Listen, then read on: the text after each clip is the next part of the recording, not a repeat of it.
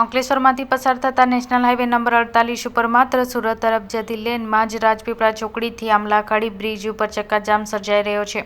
ખાસ કરીને આ માર્ગ વચ્ચે વાલિયા ચોકડી ઉપર જે હાલ તમામ માર્ગો માટે અત્યંત કદીરૂપ છે, જ્યાં જ ટ્રાફિકની સ્થિતિ વકરી રહી છે, તેની અસર હવે આંતરિક માર્ગ ઉપર જોવા મળી રહી છે।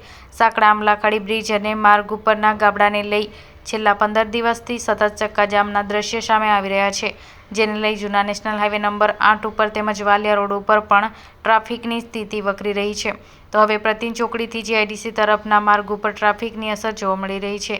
આજરોજ રામદેવ ચોકડી સુધી વાહનની કતાર લાગી જવા પામી હતી। આ ટ્રાફિક વચ્ચે 108 જેવી ઇમરજન્સી સેવા પણ ટ્રાફિકના ભરડાએ સપડાઈ હતી। હાઈવે ઓથોરિટી દ્વારા ટ્રાફિક ભરડામાંથી બહાર કાઢવા માટે ત્વરિત અસરથી ગાબડા પુરાવા આવે તેમજ અન્ય વૈકલ્પિક માર્ગ ઊભો કરી વાહન થંભી જતા પેંડાને ગતિ પ્રદાન કરે એ જરૂરી બન્યું છે।